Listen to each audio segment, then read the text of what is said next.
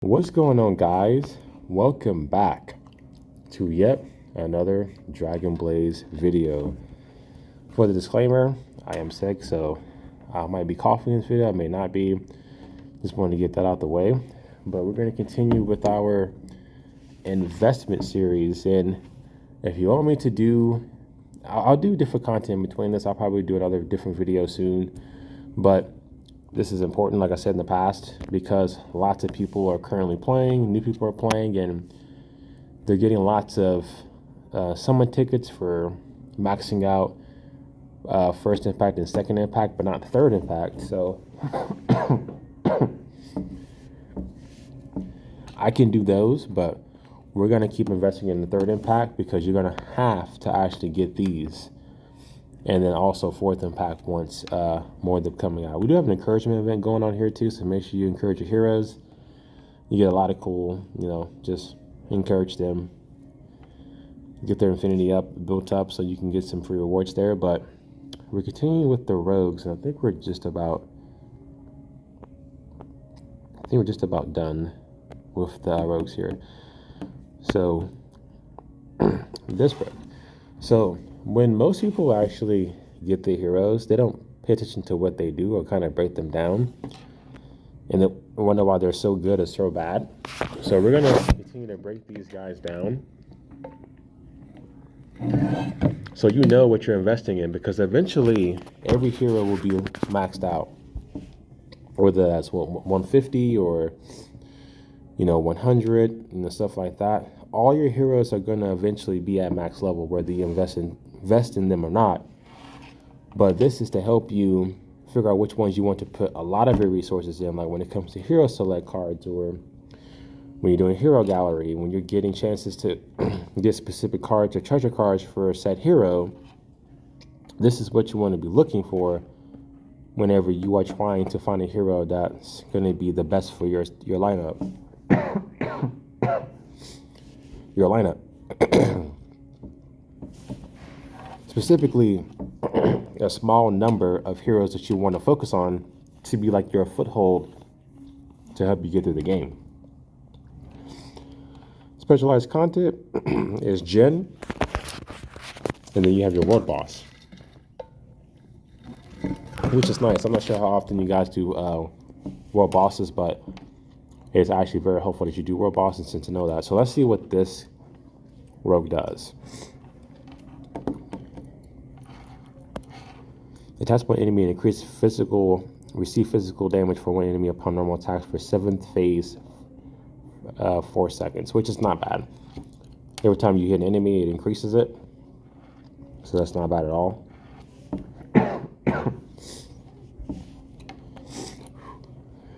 It says inflicts 2,600 skill damage on one enemy. Cooldown 21.2 seconds, which is okay. Debuff, increase perceived physical damage by 57%, 7th phase 5 stacks. So that's actually not bad. So allowing to get a debuff on an enemy, increasing the received damage by 57%, that can be very decent, and the percentages will be low because you can constantly keep resetting them. So they're not making them like so broken, but that's actually not bad at all. Specialty, inflicts 3 times additional skill damage only for bosses, which is quite absurd. So she's going to do a lot of damage to bosses. So that's actually quite great. And increase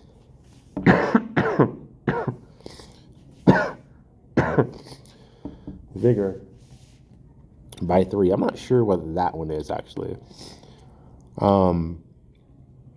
Not too sure. We're gonna have to see more about that one. It says inflicts 2,860% on one enemy. Cooldown 25.9 seconds. So I'm guessing that's just damage, which is not bad at all. That's actually pretty cool. A buff, increase attack speed by 10% and normal attack by 270%. 7th phase 2 stacks for 40 seconds. So after 40 seconds, it'll go away. But then when she reactivates this ability, it's going to reapply it. So that's actually not bad. That's actually pretty good. I do like that quite a bit. And increase aether vigor by 3. So we have to see what that one is.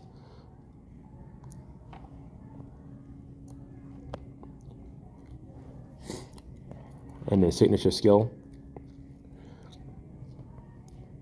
it says inflicts 15,600 skill damage on one enemy, which is an incredible amount of damage. That's a lot. Increase normal attack by 1,248%, physical attack by the same percentage, and additional boss damage by 624%, 7th phase, 5 stacks, which is quite insane. So her signature skill is quite strong, actually, guys. Look, diving into it. She increases her normal attack and her physical attack and boss damage by 7th phase, 5 stacks. So whenever it's just you and the boss and she's here, when she uses that signature skill, that's going to be very, very good. And then obviously the aether vigor by 5. We have to see what that is. So I definitely like her skill setup. Not too much to break down when it comes to her, but I definitely like her signature skill. I can see her being very impactful as you level her up and increase her and make her a lot stronger. That's actually quite cool. Let's see what her passives are though. It says conditional special skill, cooldown 54.5 seconds, which is she's the highest we've seen so far when it comes to having a high cooldown. So let's see, condition, if there is only one or fewer enemies, which is kind of funny because their ultimate, I was just mentioning about that, was like just like the boss or whatever, it's going to be crucial. It says buff, all your attacks do not miss.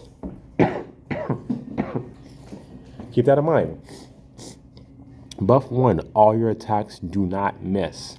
So here's another hero for an example where it doesn't matter if your accuracy is low or high or their invasion's low or high, you're not going to miss, and that's pretty ridiculous. Now, of course, it has to be one or fewer enemies, but that still can matter at the end of the day.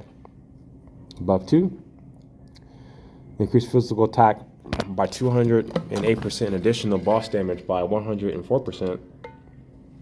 7th phase, 5 stacks, which is quite good.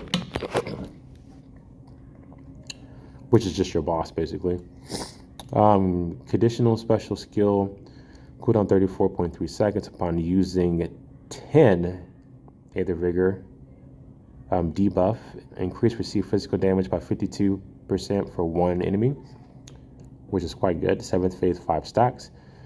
Buff, increase critical damage by 5, DEX by 21, and STR by 21 for all allies. So that's actually really good. 7th phase, 5 stacks.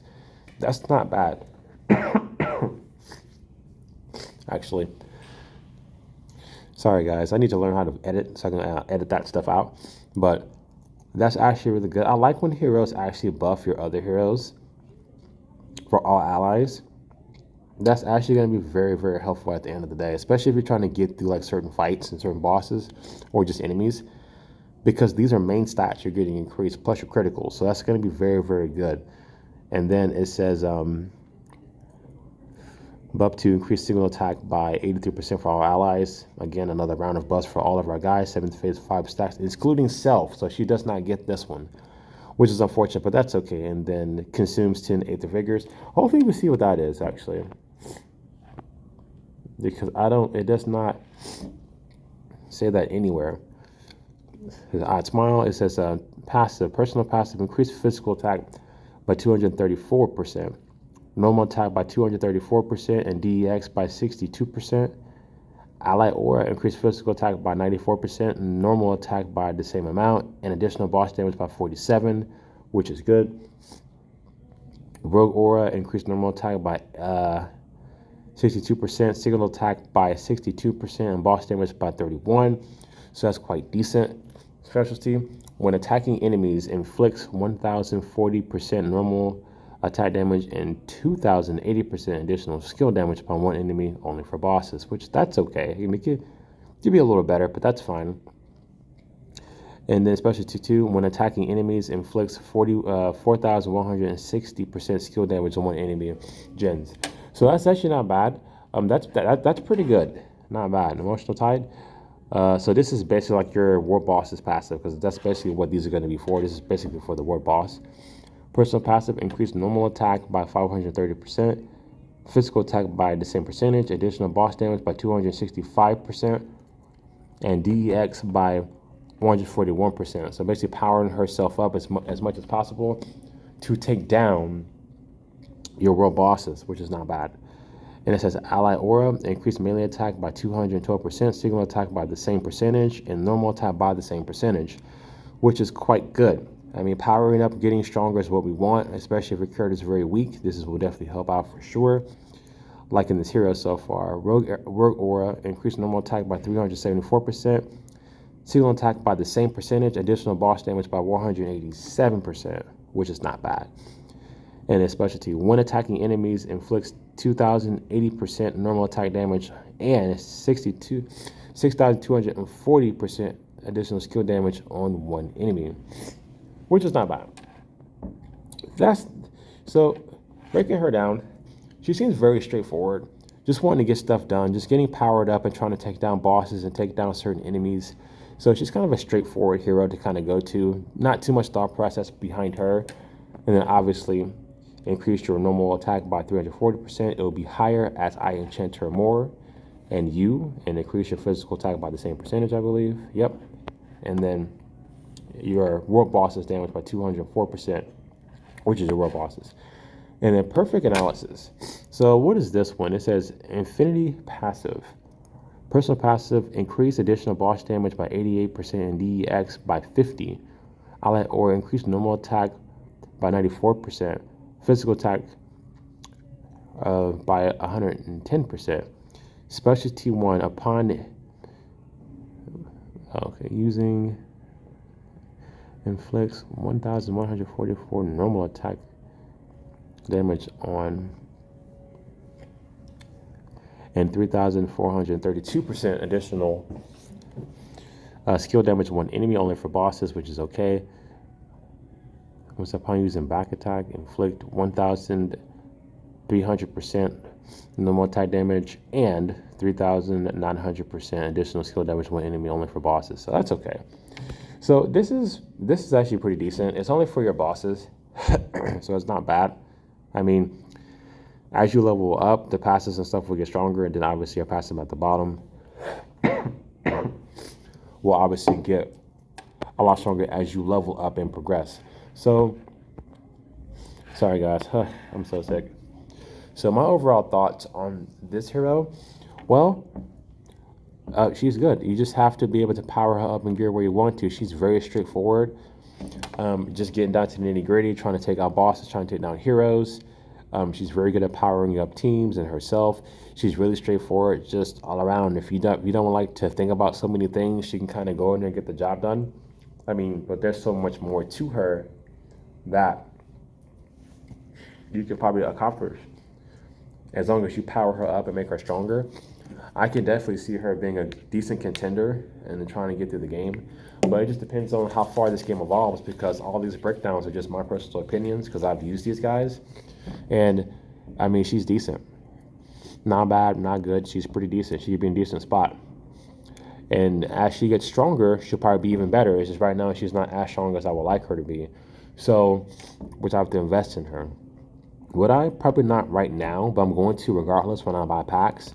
You're going to invest in all your heroes as you're buying packs anyway, so just know that.